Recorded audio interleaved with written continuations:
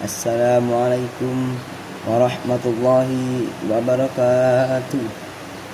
Innal hamdalillah nahmaduhu wa nasta'inuhu wa nastaghfiruh wa na'udzu billahi min shururi anfusina wa min sayyiati a'malina. May yahdihillahu fala mudilla lahu wa may yudlil fala hadiya lahu.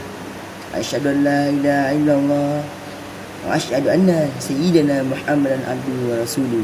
Amma ba'd. Pertama-tama dan yang paling utama, mari kita panjatkan puji dan puji syukur atas kehadirat Allah SWT yang telah memberikan kita nikmat, baik itu nikmat kesehatan, kesempatan, sehingga kita bisa hadir di tempat yang penuh barokah ini.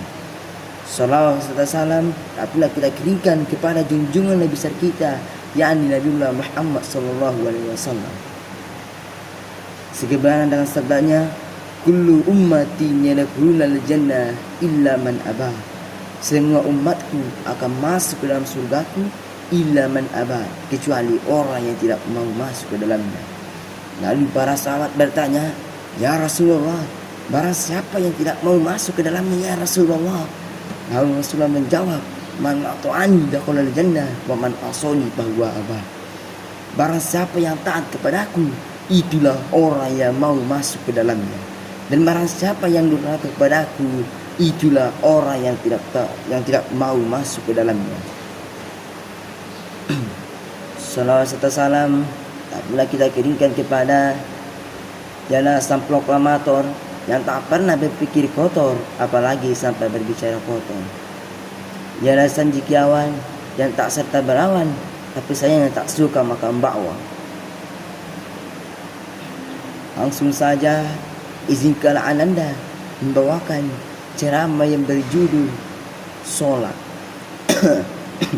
Sholat dikatakan dalam kitab Fathul Qorib karangan Syekh Muhammad Qasim Al-Ghazi, aqwalun wa af'alun muftahatun bitakbiri wa muftahatun bitaslimi bi syara'iti maksusatin.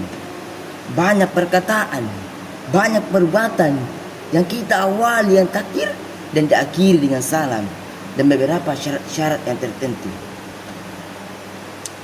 Ketika Nabi Muhammad Isra Miraj berjumpa dengan Allah, berjumpa dengan Azizul Wahhab untuk menerima satu perintah yang mulia, satu perintah yang agung, yaitu sholat. Bukan zakat, bukan haji, itu tidak penting, tetapi penting juga. Tetapi yang paling penting dari seluruh amal ibadah itu sholat. As-sholatu rasul ibadah. Sholat adalah pangkalnya ibadah, otaknya ibadah. Baik dari seluruh amal ibadahnya seseorang itu tergantung dari sholatnya. Iza sholat solu asailu amalihi. Apabila sholatnya baik, sholatnya bagus, maka akan baik pula seluruh amal ibadahnya seseorang. Wa iza pasadat sailu amalihi. Dan apabila sholatnya buruk, sholatnya jelek, sholatnya hancur, sholatnya bolong-bolong, maka akan jelek pula, akan buruk pula, akan bolong-bolong pula seluruh amal ibadahnya seseorang. Oleh karena itu, jaga kita punya sholat, jangan sampai kita lalai dari sholat kita.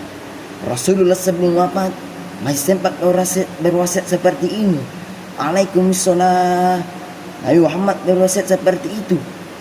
Jangankan kita yang ahli maksiat, Nabi Muhammad pasti masuk surga. Bukan hanya pasti, Allah ciptakan surga untuk Nabi Muhammad. Apakah Nabi kena-kenakan? Apakah Nabi seperti itu? Tidak, saudara-saudara. Justru Nabi yang paling banyak sholatnya, padahal ia sudah dijamin masuk surga. Ada suatu kisah ketika seekor sapi berkata seperti ini, ya Allah, saya punya daging yang banyak, saya punya daging yang besar, setidaknya saya lebih mulia daripada seekor kambing. Apa kata kambing? Ya Allah, memang saya kecil, tapi saya juga bisa dikurban. Saya juga bisa bermanfaat bagi orang, sehat untuk orang. Setidaknya saya lebih mulia daripada seekor ayam. Apa kata ayam? Ya Allah, memang saya kecil, tapi saya juga masih bermanfaat bagi orang. Subuh saya bangunkan orang untuk sholat, tidur saya sehat untuk orang. Setidaknya saya lebih mulia daripada seekor anjing. Apa kata anjing? Ya Allah, memang saya tidak bisa dimakan, najis, haram, tapi saya masih bermanfaat bagi orang. Saya jaga rumahnya orang dari maling. Saya jaga rumahnya orang dari kejahatan. Setidaknya saya masih mulia daripada seekor babi. Apa kata babi? Ya Allah, memang saya binatang yang paling buruk, paling hancur, paling jelek. Bapak babi zina dengan anak orang perempuan, ibu babi zina dengan anak laki-laki. Tapi apa kata babi? Saya masih punya iman kepada Kau ya Allah. Setidaknya saya masih lebih mulia daripada orang yang meninggalkan sholat dengan sengaja. Karena orang yang meninggalkan sholat adalah lebih buruk daripada babi. Man taraka sholata muta'ammidan, barang siapa yang meninggalkan sholat dengan sengaja, faqad kafara jahran, maka sungguh ia kafir. Kapan hukum kafir itu jatuh pada orang meninggalkan sholat? Jawabannya adalah apabila ia mengatakan tidak apa-apa meninggalkan sholat atau boleh meninggalkan sholat, maka orang itu pantas dihukumi kafir. Dalam hadis, awwalu ma yuhasabu nas yaumal qiyamati shalah. Yang pertama kali hisab hari kiamat adalah bukan zakatnya, bukan hajinya, bukan puasanya, tapi as-sholatu, itu sholatnya.